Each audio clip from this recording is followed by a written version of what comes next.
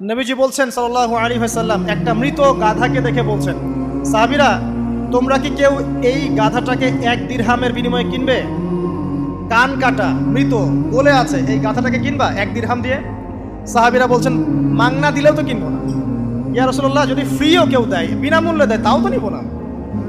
তখন নবী সাল্লাল্লাহু আলাইহি ওয়াসাল্লাম বলছেন, এটাই হচ্ছে আল্লাহর কাছে দুনিয়ার এক্সাম্পল। ওই মৃত গাধা তোমাদের কাছে যতটা না ইম্পর্টেন্ট, যতটুকু মূল্য রাখে, আল্লাহর কাছে এই দুনিয়া তার চেয়েও কম মূল্য রাখে। তো এই দুনিয়াতে তো সব ফয়সালা হবে না। আমরা তো হতাশ হয়ে যাই না যে দুনিয়াতে এমন কেন, এটা কেন, ওইটা কেন। দুনিয়া এটারই জায়গা। দুনিয়া সব কিছুর কনক্লুশনের জায়গা না, সব কিছুর পরিসমাপ্তির জায়গা হচ্ছে কিয়ামতের মাঠ। ওই দিন যে সফল সে সফল, যে ব্যর্থ সে ব্যর্থ। দুনিয়ার বাড়ি গাড়ি, স্ট্যাটাস, চাকরি বাকরি, ইজ্জত সম্মান, এটা সাফল্য ব্যর্থতার মানদণ্ড নয়, চূড়ান্ত মানদণ্ড নয়। চূড়ান্ত মানদণ্ড কি? ফামান যুহজিহা আনিন নার ওয়া উদখিলাল জান্নাহ ফাকাদ ফাজ। যাকে জাহান্নাম থেকে বাঁচানো হবে, জান্নাতে প্রবেশ করানো হবে, পুলসিরাত পার হতে পারবে, এই একমাত্র ব্যক্তি সফল। সাফল্যের সংজ্ঞাটা জেনে রাখবেন, তাহলে আপনি দুনিয়াতে হতাশ হবেন না ইনশাআল্লাহ। এবার কি হলো, যখন আদম আলাইহিস সালাম সমস্ত নাম শিক্ষা দেওয়া সমস্ত নাম বলে দিলেন, এখানে নাম মানে কিন্তু খালি নাম নয়, জ্ঞান বলে দিলেন, তখন আল্লাহ রাব্বুল আলামিন ফেরেশতাদেরকে বললেন, তোমরা সবাই এখন আদমকে সিজদা করো। ওয়া ইয কুলনা লিল মালাইকাতি ইসজুদু লি আদম। আল্লাহ পাক এবার বলছেন, আমি সমস্ত মালায়েকাকে বললাম তোমরা আদমকে সিজদা করো। ফাসাজাদু, সবাই সিজদা করলো, ইল্লা ইবলিস, ইবলিস সিজদা করলো না। কেন করলে না? ইবলিসকে বলা হচ্ছে, ইয়া ইবলিস মা মানাকা আল্লা তাসজুদা ইয আমারতুক। তোমাকে কে নিষেধ করলো সিজদা করতে ওই আদমকে, যাকে আমি আদেশ করেছি? কে নিষেধ করলো? তখন ইবলিস বলছে, খলাকতানি মিন নার ওয়া খলাকতাহু মিন তিন। আমাকে সৃষ্টি করেছেন আগুন দিয়ে, আর আদমকে সৃষ্টি করেছেন মাটি দিয়ে, আমি কিভাবে তাকে সিজদা করতে পারি? ইবলিস বলতে চাইলো যে, আপনি যে বলছেন আদমকে সিজদা করো, আদম তো মাটির তৈরি, আমি তো আগুনের তৈরি, তাহলে আপনি ভুল বলছেন। নাউজুবিল্লাহ। আগুন কেন মাটির সামনে নত হবে? মাটি আগুনের সামনে নত হওয়া উচিত। তার কেয়াস হচ্ছে এমন। কেয়াস মানে কি? তার এটা কি? হ্যাঁ, তার এটা যুক্তি, তার এটা যুক্তি এবং দর্শন যে আমি কেন তাকে সিজদা করব? আমি তো আগুনের তৈরি, আর আদম হচ্ছে মাটির তৈরি। তো খলাকতাহু মিন নার ওয়া খলাকতানি মিন তিন, খলাকতানি মিন নার ওয়া খলাকতাহু মিন তিন। আমাকে সৃষ্টি করেছেন আগুন দিয়ে, আদমকে সৃষ্টি করেছেন মাটি দিয়ে। আবা ওয়াস্তাকবারা, আল্লাহ পাক বলছেন সে উদ্ধত হলো এবং অহংকার প্রদর্শন করল। আর আল্লাহ পাক অনেক কিছু মাফ করে দেন, কিছু কিছু বিষয় আল্লাহ পাক মোটেই পছন্দ করেন। তার মধ্যে একটা হচ্ছে অহংকার, তার মধ্যে একটা হচ্ছে শিরক, তার মধ্যে একটা হচ্ছে অন্যের হক নষ্ট করা, তার মধ্যে একটা হচ্ছে আদম সন্তানকে হত্যা করা, তার মধ্যে একটা হচ্ছে বৃদ্ধ বয়সে ব্যভিচার করা, তার মধ্যে একটা হচ্ছে মুরতাদ হয়ে যাওয়া। ওই যে খ্রিস্টান হয়ে যাচ্ছেন না, খালি মরেন তারপর বুঝবেন, খালি মালাকুল মউত আসুক তারপর বুঝবেন। আল্লাহ রাব্বুল আলামিন বলছেন তার রাসূলের মাধ্যমে, কেউ যদি সাক্ষ্য দেয় আল্লাহ ছাড়া কোনো মাবুদ নাই, মুহাম্মদ সাল্লাল্লাহু আলাইহি ওয়াসাল্লাম শেষ নবী, ঈসা ইবনে মারইয়াম আল্লাহর প্রেরিত নবী, আল্লাহর পুত্র নন, জান্নাত সত্য এবং জাহান্নাম সত্য, এই 5টা বিষয় যদি কেউ সাক্ষ্য দেয়, ইনশাআল্লাহ সে জান্নাতে যাবে, তার আমল যেমনই হোক না। টাকার বিনিময়ে, চাকরির বিনিময়ে, সমাজসেবার নামে আর চিকিৎসার নামে ঈমান বিক্রি করে ফেললেন। সুবহানাল্লাহ, সুবহানাল্লাহ। তোমাদের এই পৃথিবীতে বেঁচে থাকার চাইতে মাটির তলে চলে যাওয়া ভালো। আবর্জনার কোনো প্রয়োজন নাই আল্লাহর এই জমিনে। এই মুসলিম উম্মার আবর্জনার কোনো প্রয়োজন নাই। এই মুসলিম উম্মার ইমানদার সাহসী তরুণ প্রজন্মের দরকার। আল্লাহ পাক কবুল করুন, আমিন। এরপরে কি হলো? ইবলিস সিজদা করলো না, আবা ওয়াস্তাকবার, সে উদ্ধত হলো এবং অহংকার প্রদর্শন করলো। এবার আল্লাহ পাক জিজ্ঞাসা করলেন, কেন করলে না? কেন করলে না? সে বলল যে আগুন দিয়ে সৃষ্টি করেছেন আমাকে, তাকে সৃষ্টি করেছেন আপনি মাটি দিয়ে, সো আপনি ভুল, আমি সঠিক, আমি কেন তাকে সিজদা করব? আল্লাহ পাক তখন আর তার প্রতি রহম করলেন না। আল্লাহ পাক তখন তাকে বলছেন, ফাখরুজ মিনহা, এখান থেকে বেরো। আল্লাহ পাক যেমন গফুর রহিম, আরহামুর রহিমিন, ঠিক তেমনি আল্লাহ পাক শাদীদুল ইকাব, কঠিন শাস্তিদাতাও বটে। আল্লাহ পাক শুধু কি দয়াই করবেন, শাস্তি দিবেন না? দিবেন। ফাখরুজ, অপদস্থ হয়ে, লাঞ্ছিত হয়ে এখান থেকে বের হয়ে যাও। এখানে অহংকার করার অধিকার তোমাকে দেওয়া হয় না, এখান থেকে বের হয়ে যাও। এবার ইবলিস বের হয়ে যাচ্ছে। বের হয়ে যাওয়ার সময় ইবলিস বলছে রব্বি। কি বলছে? রব্বি। দেখেন, ইবলিস আল্লাহকে বলছে রব্বি, মানে ইবলিস আস্তিক। ইবলিস কি আস্তিক? ইবলিস আল্লাহ বিশ্বাস করে। ইবলিস বলছে রব্বি, হে আমার রব, আনজিরনি ইলা ইয়াউমি ইউবআসুন, আমাকে কিয়ামত দিবস পর্যন্ত অবকাশ দেন। আমাকে তো বের করে দিচ্ছেন, ঠিক আছে, আমাকে কিয়ামত দিবস পর্যন্ত অবকাশ দেন। শব্দ চয়ন হচ্ছে রব্বি, হে আমার রব। মানে ইবলিস কিন্তু নাস্তিক না। তাহলে এখন যারা এই যে এথিজমে বিশ্বাস করছেন, আসলে এরা কেউ নাস্তিক না, এরা ইসলাম বিদ্বেষী। কখনো দেখবেন না তাদেরকে অন্য ধর্মের কোনো বিষয় নিয়ে কটু মন্তব্য করছে, প্রশ্ন উত্থাপন করছে, এমনটা খুব কমই দেখবেন। এদের যত মাথা ব্যথা ইসলাম নিয়ে। এখানে দেখেন ইবলিসের কথা বলছি, ইবলিস কিন্তু আস্তিক। ইবলিস কি বলছে? রব্বি আনজিরনি ইলা ইয়াউমি ইউবআসুন, হে আমার রব। ইবলিস জানে যে আল্লাহ তার রব। ওই যে সূরা হাশরের শেষের দিকে পড়ে দেখবেন ইবলিস বলে উকফুর, তোমরা কুফরি করো। তারপরে মানুষ যখন কুফরি করে সে বলে আমি ইন্নী আখাফুল্লাহ রাব্বাল আলামিন, আমি আল্লাহকে ভয় করি যে জগৎ সমূহের প্রতিপালক। শয়তানকে মানুষকে জিজ্ঞাসা করবে জাহান্নামীরা, তুমি আমাদেরকে পথভ্রষ্ট করেছো। শয়তান বলবে আমি কিচ্ছু করি নাই, আমি তোমাদেরকে কোনো কাজে ফোর্স করি নাই, আমি শুধু তোমাদেরকে ওয়াসওয়াসা দিয়েছি, তোমরা নিজেরাই কাজ করছো। ফালা তালুমুনি ওয়ালুমু আনফুসাকুম, সূরা ইব্রাহিম পড়ে দেখেন। শয়তান বলবে তোমরা আমাকে লানত করো না, নিজেদেরকেই লানত করো, আমি তো তোমাদেরকে বাধ্য করে কাজ করাই নাই, তোমরা নিজেরাই করেছো এই কাজ। আসুন সামনে যাই। এবার আল্লাহ পাক যখন ইবলিসকে বের করে দিলেন, সে বলছে আমাকে কিয়ামত পর্যন্ত অবকাশ দিন। কিয়ামত পর্যন্ত অবকাশ নিয়ে ইবলিস কি করবে? উত্তর, ইবলিস বলছে ফাবিমা আগওয়াইতানি, হে আল্লাহ, যে কারণে বা যে আদমের কারণে আপনি আমাকে এখান থেকে বের করে দিলেন, লাআকউদান্না লাহুম সিরাতাকাল মুস্তাকিম, আমি সে আদম সন্তানের সরল পথে ওত পেতে বসে থাকবো। শয়তানের কথা কি মনে থাকবে যুবক ভাইরা? শয়তানের চ্যালেঞ্জ কি? আমি আদম সন্তানের সরল পথে ওত পেতে বসে থাকবো, মানে আমার আপনার সবার পথে সে ওত পেতে বসে আছে। এটা যদি মাথায় থাকে তাহলে জীবনে চলা সহজ হয় না? আর কি করবো? সুম্মা লাআতিয়ান্না মিন বাইনি আইদিহিম, শুধু বসেই থাকবো না, আমি আসবো তাদের সামন থেকে, ওয়া মিন খালফিহিম, তাদের পিছন থেকে, ওয়া আন আইমানিহিম, তাদের ডান দিক থেকে, ওয়া আন শামাইলিহিম, তাদের বাম দিক থেকে, ওয়ালা তাজিদু আকসারাহুম শাকিরিন, হে আল্লাহ, আপনি বেশিরভাগ আদম সন্তানকে শুকরগুজার পাবেন না। কার কথা? শয়তানের এই কথাটা কি সত্য না মিথ্যা? এখন বেশিরভাগ লোক নামাজ পড়ে না পড়ে না? পড়ে। বেশিরভাগ মুসলিমের দাড়ি আছে না নাই? বেশিরভাগ মুসলিম সুদ খায় না খায় না? এখন বেশিরভাগ তরুণ প্রজন্ম জেনায় আছে না নাই? পর্নোগ্রাফি সবাই দেখে না দেখে না? অন্যের সম্পদ আত্মসাৎ মানুষ করছে না? দুর্নীতি করছে না? ঘুষ খাচ্ছে না? ইসলামের বিধান 100% পালন করে কত পার্সেন্ট মানুষ?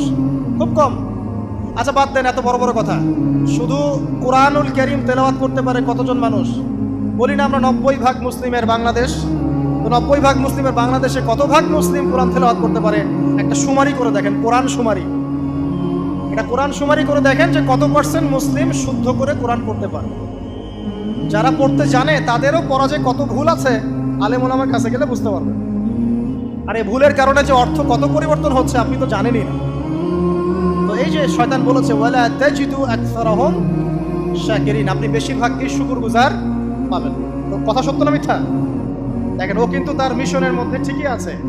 কথা যে সত্য তার প্রমাণ সহিহ বুখারীর একটা হাদিস, যেটা 4 বার এসেছে বুখারীর মধ্যে, যে আদম আলাইহিস সালামকে ডাকা হবে কিয়ামতের মাঠে, ডেকে বলা হবে তোমার সন্তানদের মধ্য থেকে জাহান্নামীদেরকে আলাদা করে দাও। আদম আলাইহিস সালাম বলবেন কতজনকে আলাদা করে দিব? আল্লাহ পাক বলবেন প্রতি 1099 জনকে জাহান্নামের জন্য আলাদা করে দাও। শয়তানের কথা ঠিক না বেঠিক? এবার আল্লাহ রাব্বুল আলামিন তাকে বের করে দিলেন। ইবলিস এবার বের হয়ে গেল, চ্যালেঞ্জও করলো। এবার আল্লাহ পাক আদম আলাইহিস সালামকে ডেকে বলছে ইয়া আদম, এবার আদম আলাইহিস সালামের এই যে পাজর মানে বুকের পাজর, এখান থেকে তার সঙ্গিনীকে সৃষ্টি করা হলো। কারণ আদম আলাইহিস সালাম একাকী ছিলেন, একা একাকী থাকা যায়? একা একা থাকতে কষ্ট হয় না? একজন জীবন সঙ্গী লাগে না? তো আদম আলাইহিস সালামের এই বাম পাজরের হাড় থেকে হাওয়া আলাইহিস সালামকে সৃষ্টি করা হলো। সৃষ্টি করার পর আরো একটা ঘটনা আছে যে আল্লাহ রাব্বুল আলামিন আদম আলাইহিস সালামের পিঠের যে অংশটুকু আছে, এই অংশটুকু থেকে আগামীতে যত আদম সন্তান আসবে সবাইকে ছোট ছোট পিঁপড়ার আকৃতিতে সামনে নিয়ে দেখালেন। সুবহানাল্লাহ। যত আদম সন্তান আসবে আল্লাহ পাক সবাইকে আদমের সামনে দেখালেন। এবং বললেন এই যে শুভ্র অংশ যারা, মানে সাদা অংশ যারা, তারা তোমার সন্তানদের মধ্য থেকে সবাই জান্নাতি। আর তোমার এই যে বাম পাশে যেগুলো কালো কালো ছোট ছোট আকৃতি দেখছো, এগুলো সব তোমার সন্তানদের মধ্য থেকে জাহান্নামী। আমরা দোয়া করি আমরা তাদের অন্তর্ভুক্ত না হই। এবার আল্লাহ পাক সবাইকে বললেন, সূরা আরাফের মধ্যে আসছে 182 নম্বর আয়াতে মনে হয়, আল্লাহ পাক বলেন আলাস্তু বিরব্বিকুম, হে আদমের সন্তানরা, আমি কি তোমার রব নই? আমি কি তোমাদের রব নই? আলাস্তু বিরব্বিকুম, আমি কি তোমাদের রব নই? আলাস্তু বিরব্বিকুম, আমি কি তোমাদের রব নই? আমরা সবাই তখন বলেছিলাম বালা ইয়া রব্বি, অবশ্যই আপনি আমাদের রব। আমরা এখন ভুলে গেছি না? আমরা সবাই এই সাক্ষী দিয়ে আসছি রুহের জগতে। আর রুহের জগৎ বলে একটা জগৎ আছে, অনেক জগৎ আছে। রুহের জগৎ একটা, দুনিয়ার জগৎ একটা, জিন জাতির জগৎ আলাদা, বারজাখ পরকালে যে কবরে রাখার পরে বারজাখের জগৎ একটা, আর দারুল করার যেটা হবে একদম জান্নাত জাহান্নাম, ওটা আরেকটা জগৎ। এই যে মহাবিশ্ব যে সম্প্রসারিত হচ্ছে, এক এক গ্যালাক্সিতে এক একটা জগৎ না, এরকম বহু জগৎ আছে। রুহের জগতে আমরা এই ওয়াদা আল্লাহর কাছে করে এসেছি। এটাকে আহদে আলাস্তু বলে। কি বলে? আহদে আলাস্তু, মানে আলাস্তু বিরব্বিকুম, আমি কি তোমাদের রব নই? আমরা বলেছিলাম হ্যাঁ আপনি আমাদের রব। একটা মজার কথা আছে এখানে, যখন আদম আলাইহিস সালাম দেখছিলেন তার সন্তানদেরকে সাদা সাদা আকৃতি ছোট ছোট, এর মধ্যে একটা সন্তানকে দেখে, একজন সন্তানকে দেখে তার প্রচন্ড ভালো লেগেছিল এবং তিনি অত্যন্ত সুদর্শন ছিলেন। তাকে দেখে তার প্রচন্ড রকম ভালো লেগেছিল। আল্লাহ পাককে তিনি জিজ্ঞাসা করলেন, হে আল্লাহ, আমার সন্তানদের মধ্যে কে, এই সুন্দর সন্তান কে? আল্লাহ পাক বললেন, সে হচ্ছে তোমার সন্তান দাউদ। কি নাম? দাউদ আলাইহিস সালাম। আর আপনাকে বলে রাখি, আদম আলাইহিস সালামের ব্যাপারে যেমন আল্লাহ পাক বলেছেন আদম আমার খলিফা, ঠিক দাউদ আলাইহিস সালাম সম্পর্কেও আল্লাহ পাক বলেছেন দাউদ আমার খলিফা। বুঝতে পারলেন?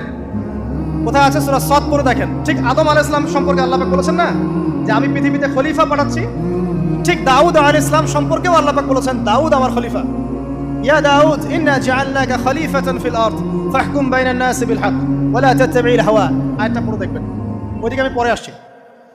তো ওই সন্তানকে দেখে তার এত ভালো লাগলো, আল্লাহর কাছে তিনি জিজ্ঞাসা করছেন, হে আল্লাহ, আমার এই সন্তানের হায়াত কত?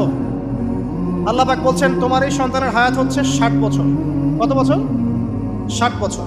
আর আমাদের উম্মতে মুহাম্মাদের কিন্তু গড় আয়ু এরকম 60-65, এর বেশি না গড় আয়ু। তখন আদম আলাইহিস সালাম বলেন, আল্লাহ, আমার হায়াত থেকে তাকে 40 বছর দিয়ে দাও। আমার হায়াত থেকে তাকে 40 বছর দিয়ে দাও। আল্লাহ পাক তাকে 40 বছর দিয়ে দিলেন।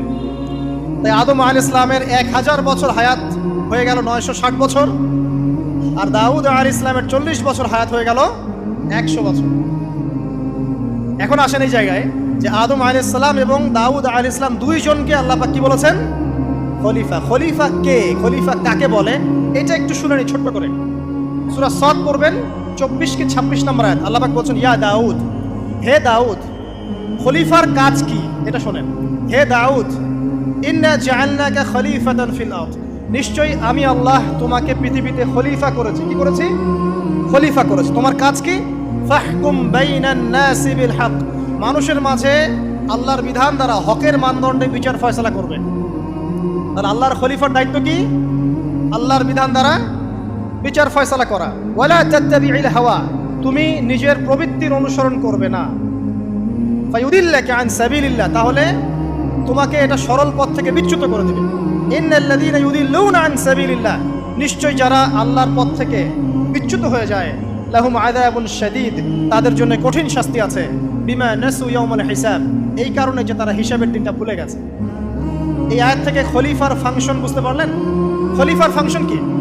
আপনি যা ইচ্ছা তাই ফয়সালা করবেন, নিজের মন গড়া যা ইচ্ছা রচনা করবেন।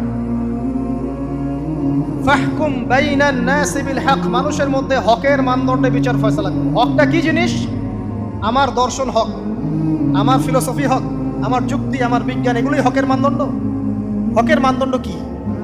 কোথায় উত্তর আছে? কোরআনেই উত্তর আছে। কোন সূরা? সূরা কাহফ। কত নম্বর আয়াত? আয়াত নাম্বার 29। আল্লাহ পাক বলছেন, ওয়া কুলিল হাক্কু মির রাব্বিকুম, হক সেটাই যা তোমার রবের পক্ষ থেকে নাযিল। কথা কি ক্লিয়ার? হক কি জিনিস?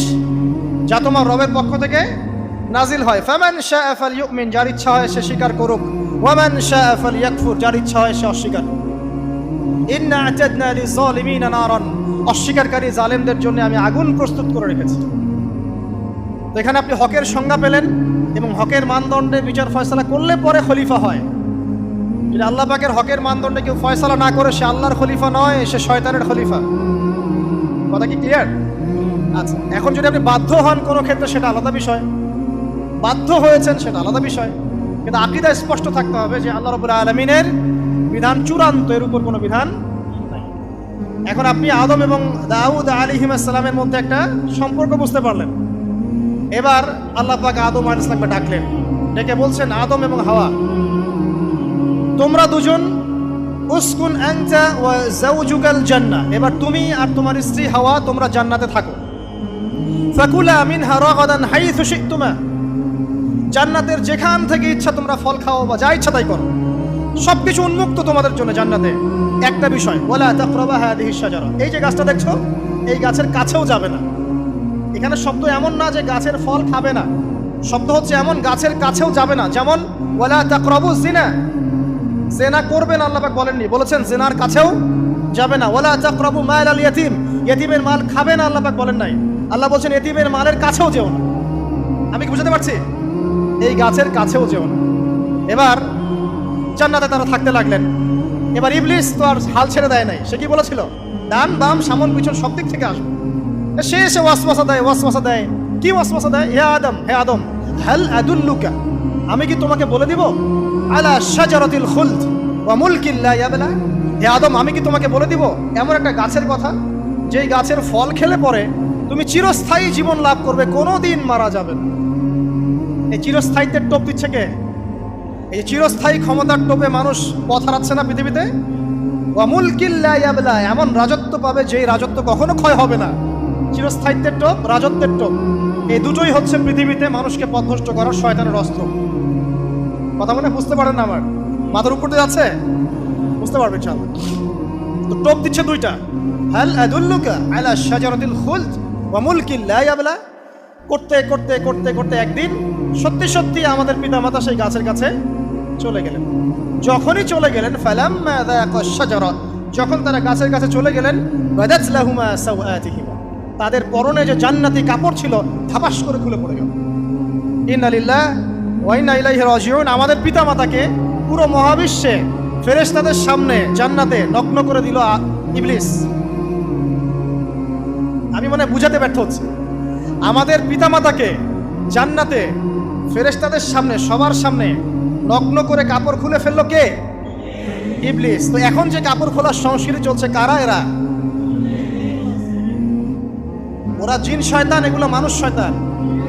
শয়তান দুই প্রকার, মিনাল জিন্নাতি ওয়ান নাস, জিন শয়তান আর মানুষ শয়তান। ওই জিন শয়তান এদেরকে ওয়াসওয়াসা দিয়ে দিয়ে নগ্ন করেছে, এরা এখন নগ্নতার আন্দোলন শুরু করেছে এবং আমি জানি কয়দিন পরে এটা বিকিনি পরেও ঘুরবে। অবাক হচ্ছেন? কিয়ামতের আলামতের মধ্যে অন্যতম হচ্ছে মানুষ রাস্তার ধারে ধারে জেনা করবে, রাস্তার মোড়ে মোড়ে জেনা হবে। তখনকার সবচেয়ে ভালো মানুষ হবে সেই ব্যক্তি যে গিয়ে বলবে, বাবা তোমরা জেনা করছো, এই দেয়ালের পিছনে গিয়ে করতে পারলা না, সে হবে সবচেয়ে ভালো মানুষ। এই যে কাপড় খোলার সংস্কৃতি শুরু হয়েছে, এটা কার সংস্কৃতি? বাদাত লাহুমা সাওআতিহিমা। আল্লাহ পাক আরো বলছেন, ইয়া বানি আদম, হে আদম সন্তান, লা ইয়াফতিনান্নাকুমুশ শাইতান, শয়তান যেন তোমাদেরকে ফিতনায় ফেলতে না পারে। কামা আখরাজা আবাওয়াইকুম মিনাল জান্নাহ, ঠিক যেভাবে শয়তান তোমাদের পিতামাতাকে জান্নাত থেকে বের করে দিয়েছিল। আর কি করেছিল? কামা আখরাজা আবাওয়াইকুম মিনাল জান্নাহ ইয়ানজিউ আনহুমা লিবাসাহুমা, শয়তান তোমাদের পিতামাতার লেবাস পোশাক খুলে ফেলেছিল। ঠিক এভাবেই যেন পৃথিবীতে শয়তান তোমাদেরকে ফিতনায় ফেলতে না পারে, আল্লাহ পাক সতর্ক করছেন। এখন কি বুঝতে পারছেন? এই নগ্নতার যে ছয় লাভ, নগ্নতা, অশ্লীলতা, পর্নোগ্রাফি, বেহায়াপনা, ফ্রি মিক্সিং, নারীদেরকে নগ্ন করে রাস্তায় বের করে নিয়ে আসা, এগুলো কার এজেন্ডা? শয়তানের এজেন্ডা। এর উপর কোনো কথা নাই, কারণ কোরআনের উপর কোনো সত্য নাই। এগুলোর উপরে কোনো কথা হবে না, বিকজ কোরআনের উপর কোনো সত্য নাই। আছে? নাই। কোরআনে আল্লাহ পাক বলেছেন যে শয়তান ফিতনায় ফেলেছিল, ইয়ানজিউ আনহুমা লিবাসাহুমা, শয়তান তোমাদের পিতামাতার লেবাস খুলে ফেলে দিয়েছিল। ওয়া তাফিকা ইয়াখদিফানি আলাইহিমা মিন ওয়ারাকিল জান্নাহ, তখন আমাদের পিতামাতা জান্নাতের গাছের যে এই যে পাতাগুলো আছে এগুলো ছিঁড়ে ছিঁড়ে লজ্জাস্থান থাকতে লাগলেন। ইন্না লিল্লাহ। আমাদের পিতামাতার কি দুর্দশা হয়েছিল, আমাদের পিতামাতার কি দুর্দশা, কি লজ্জা হয়েছিল তখন চিন্তা করে দেখেন। শয়তান কাপড় খুলে ফেলে দিয়েছে, আর আমাদের পিতামাতা, আমাদের মা, আমাদের বাবা জান্নাতের এই যে পাতাগুলো ছিঁড়ে ছিঁড়ে গায়ের লজ্জাস্থান ঢাকা শুরু করেছেন। কি পরিমাণ লজ্জা চিন্তা করেন। আপনাকে যদি এখানে কেউ নগ্ন করে ফেলে, আপনি যদি না চান বিষয়টা, সবাই জোর করে আপনার কাপড় খুলে ফেলে, আপনার কেমন লাগবে? কেমন লাগবে? এই ঘটনা ঘটেছে মহাবিশ্বে, শয়তান ঘটিয়েছে। এরপর আল্লাহ পাক ডাকলেন, ডেকে বলছেন, ইয়া আদম, হে আদম, আলাম আনহাকুমা আন তিলকুমা শাজারা, হে আদম, আমি কি তোমাদেরকে দুজনকে নিষেধ করি নাই যে গাছের কাছে যাবে না? আমি কি তোমাদের দুজনকে নিষেধ করি নাই যে তোমরা গাছের কাছে যাবে না? তখন আদম আলাইহিস সালাম বুঝতে পারলেন যে তারা একটা বড় ভুল করে ফেলেছে। তারপর আল্লাহ রাব্বুল আলামিন দয়া পরবশ হয়ে আদম এবং হাওয়া আলাইহিস সালামকে কালিমা শিক্ষা দিলেন, তওবার কালিমা, যেই কালিমা দিয়ে তারা তওবা করতে পারেন। সেই কালিমা হচ্ছে রব্বানা যালামনা আনফুসানা ওয়া ইল্লাম তাগফির লানা ওয়া তারহামনা লানাকুনান্না মিনাল খাসিরিন। এই দোয়া শিখে নিয়ে আদম এবং হাওয়া আলাইহিস সালাম তওবা করলেন। আল্লাহ পাক তাদের তওবা কবুল করে মাফ করে দিলেন। কিন্তু জান্নাতে আর থাকা হলো না। আল্লাহ পাক বলেন, কুল নাহবিতু মিনহা জামিআ, এবার তোমরা সবাই মিলে এখন পৃথিবীতে নেমে যাও।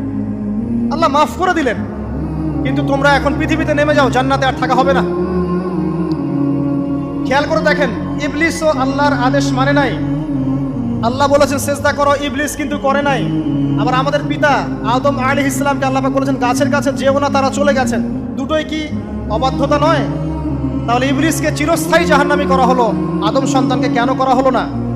উত্তর, আদম সন্তান আদম আলাইহিস সালাম তওবা করে ফিরে এসেছে, ইবলিস আসে নাই। তাই আমাদের দ্বারা পদে পদে ভুল হবেই, তওবা করে ফিরে আসলেই গুনাহ মাফ ইনশাআল্লাহ। আর যদি ইবলিসের মতো গুনার উপর গুনাহ করতেই থাকেন আর বলেন যে আমি ঠিক কাজ করছি, তাহলে ইনশাআল্লাহ ওই যে জাহান্নাম অপেক্ষা করছে। ইবলিস থেকে আল্লাহ পাক বললেন যে তুমি এবং তোমার অনুসারী যারাই থাকবে সবাইকে দিয়ে লাআমলাআন্না জাহান্নামা মিনকুম আজমাইন, তোমাদের সবাইকে দিয়ে আমি জাহান্নাম পরিপূর্ণ করব। নাউযুবিল্লাহ। এবার সবাই পৃথিবীতে নেমে আসলো। পৃথিবীতে এসেই কি আল্লাহ পাক ছেড়ে দিলেন? না। আল্লাহ রাব্বুল আলামিন বলছেন, কুল নাহবিতু মিনহা জামিআ, তোমরা পৃথিবীতে নেমে যাও। ফাইম্মা ইয়াতিয়ান্নাকুম মিন্নি হুদান, দুনিয়াতে যাচ্ছ যাও, তবে মনে রেখো যে আমার পক্ষ থেকে তোমাদের কাছে হেদায়েতের বাণী আসবে। আমার পক্ষ থেকে তোমাদের কাছে হেদায়েতের বাণী আসবে। ফামান তাবিআ হুদায়া ফালা খাউফুন আলাইহিম ওয়ালা হুম ইয়াহজানুন, যারা আমার হেদায়েতের বাণীগুলো মেনে চলবে তাদের কোনো ভয় নাই, কোনো দুশ্চিন্তাও নাই। ওয়াল্লাযীনা কাফারু ওয়া কাযযাবু বিআয়াতিনা, কিন্তু যারা আমার আয়াতকে কুফরি করবে, মিথ্যা প্রতিপন্ন করবে, ফাউলাইকা আসহাবুন নার, তারা হবে জাহান্নামের অধিবাসী। হুম ফিহা খালিদুন, তারা সেখানে চিরস্থায়ী হবে। এই সহজ সরল জীবন দর্শন দিয়ে আল্লাহ পাক পৃথিবীতে পাঠিয়ে দিলেন। এবার শুরু হলো পৃথিবীতে পথ চলা। পৃথিবীতে পথ চলার ক্ষেত্রে অনেক কিছু সৃষ্টি করতে হলো, আবিষ্কার, কৃষিকাজ, এটা ওটা সবকিছু। আদম আলাইহিস সালামকে আল্লাহ পাক সেই জ্ঞান ওহীর মাধ্যমে শিক্ষা দিলেন। কৃষিকাজ আল্লাহ পাক শিক্ষা দিয়েছেন, চাকা সৃষ্টি করা আল্লাহ পাক শিক্ষা দিয়েছেন, বাহন সৃষ্টি করা আল্লাহ পাক শিক্ষা দিয়েছেন। যত রকম জ্ঞান আছে সমস্ত জ্ঞান এসেছে নবীদের পক্ষ থেকে। সবকিছু জ্ঞানের মূল ভিত্তি এসেছে নবীদের কাছ থেকে, আল্লাহর ওহীর কাছ থেকে। যত সভ্যতা দেখছেন বড় বড়, সমস্ত সভ্যতা শুরু হয়েছে নবী দ্বারা, এবং সভ্যতা শেষও হবে একজন নবী দ্বারা। তার নাম কি? ঈসা ইবনে মারইয়াম। আদম আলাইহিস সালাম আল্লাহর দেয়া শিক্ষায় শিক্ষিত হয়ে দুনিয়াতে চলতে লাগলেন এবং তওবা ইস্তেগফার করতে লাগলেন, কাঁদতে লাগলেন। দীর্ঘকাল তারা ক্রন্দন করেছেন। কি কারণে? ওই যে একটা ভুল তারা করে ফেলেছে। দুনিয়াতে এসে ক্রন্দন করতে আল্লাহ রাব্বুল আলামিন এক পর্যায়ে তওবা কবুল করে ফেললেন। এবার সামনে যান। তাদের সন্তান হলো হাবিল এবং কাবিল। নাম শুনেছেন? শোনেন নাই? হাবিলের কুরবানি কবুল হয়, কাবিলের কুরবানি কবুল হচ্ছে না। বিকজ কাবিল এর কুরবানির মধ্যে ইখলাস নাই। ভাইয়ের কুরবানি কেন কবুল হচ্ছে, আমারটা কেন হচ্ছে না? হিংসার বশবর্তী হয়ে কাবিল হাবিলকে হত্যা করে ফেললো। নবী পরিবারের সদস্য হয়েও কাবিল এরকম অন্যায় করে ফেলল। আর কি হলো? রাসূল সাল্লাল্লাহু আলাইহি সাল্লাম বলেছেন, পৃথিবীতে যত মানুষ অন্যায়ভাবে নিহত হবে, পৃথিবীতে যত মানুষ অন্যায়ভাবে খুন হবে, সমস্ত খুনের পাপের একটা অংশ কাবিলের আমলনামায় যুক্ত হবে।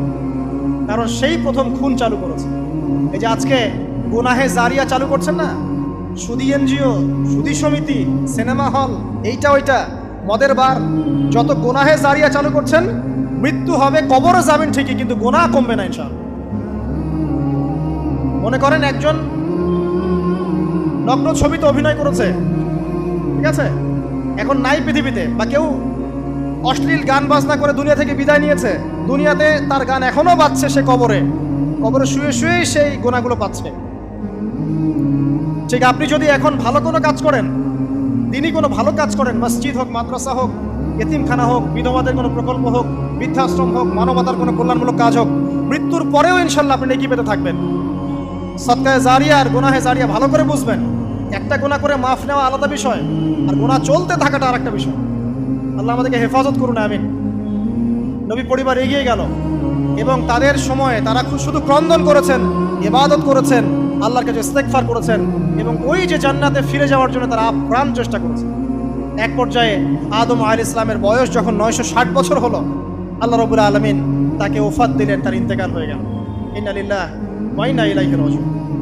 এরপরেও নবী পরিবার চলতে লাগলো, চলতে চলতে পরবর্তীতে আসলেন নূহ আলাইহিস সালাম, তারপরে ইব্রাহিম, আদ জাতি, তারপর সামুদ, তারপরে শুআয়ব, কওমে মাদিয়ান, মূসা, দাউদ, সুলাইমান, ইসহাক, ইয়াকুব। নবী পরিবার চলতেই লাগলো। এক পর্যায়ে ঈসা আলাইহিস সালামের পরে মুহাম্মদ সাল্লাল্লাহু আলাইহি ওয়াসাল্লামের মধ্য দিয়ে নবীদের সিলসিলা আল্লাহ পাক শেষ করে দিলেন। এভাবেই সভ্যতা এগিয়ে গেছে, এভাবেই আমাদের পিতামাতার হাত ধরে জ্ঞান পৃথিবীতে এসেছে। এবং ওই যে শয়তানের মিথ্যা প্রলোভন, প্রতারণা, এর ফলশ্রুতিতে ওই যে আমাদের পিতামাতার গা থেকে কাপড় খুলে পড়লো, আল্লাহ পাক রাগান্বিত হয়ে সবাইকে দুনিয়াতে নামিয়ে দিলেন, ইবলিসকে চিরস্থায়ী জাহান্নামী ঘোষণা করলেন। কিন্তু আমাদের পিতামাতার ক্রন্দন, তওবা, ইস্তেগফার, আমলের বদৌলতে, আল্লাহর রহমতে আল্লাহ পাক পিতামাতাকে মাফ করে দিলেন। এভাবেই মানব জাতি এগিয়ে যাচ্ছে। আজকে আমরা এই পর্যায়ে পর্যন্ত এসেছি। আদম আলাইহিস সালামের এই সংক্ষিপ্ত জীবনী থেকে আমরা কি শিখলাম?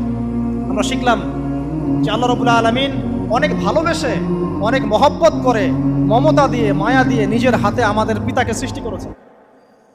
এক, দুই, আমাদের পিতাকে আল্লাহ রাব্বুল আলামিন তার পক্ষ থেকে জ্ঞান শিক্ষা দিয়েছেন। এই কারণে আদম সন্তানরা জন্ম থেকেই দেখবেন কিছু না কিছু জ্ঞানে জ্ঞানী হয়েই থাকে। জ্ঞান আপনার ডিএনএর মধ্যে থাকেই। আল্লাহ রাব্বুল আলামিন আদম আলাইহিস সালামের মধ্যে রূহ ফুঁকে দিয়েছেন। আল্লাহ রাব্বুল আলামিন আদম আলাইহিস সালামকে জান্নাতে রেখেছেন। আল্লাহ রাব্বুল আলামিন গাছের কাছে যাওয়ার পরেও তওবা ইস্তেগফারের মধ্য দিয়ে তাকে মাফও করে দিয়েছেন। আল্লাহ রাব্বুল আলামিন আদম এবং হাওয়া আলাইহিস সালামের মধ্য দিয়ে এই পৃথিবীতে মানব জাতির সিলসিলা অব্যাহত রেখেছেন এবং কিয়ামত পর্যন্ত যত আদম সন্তান আসবে তাদের জন্য আল্লাহ পাক তার পক্ষ থেকে হেদায়েত প্রেরণ করেছেন। এক যুগে তাওরাত এসেছে, কখনো জাবুর, কখনো ইনজিল, কখনো কোরআন। সর্বশেষ টেস্টামেন্ট হিসেবে কোরআন এসেছে।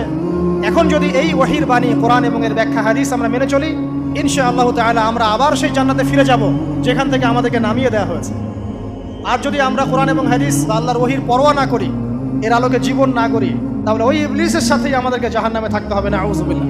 আল্লাহ রাব্বুল আলামিন আমাদের সবাইকে কোরআন এবং সুন্নাহ, আল্লাহর ওহী মেনে চলার তৌফিক দান করুন এবং ইবলিসের খপ্পর থেকে আল্লাহ পাক আমাদেরকে বাঁচিয়ে রাখুন।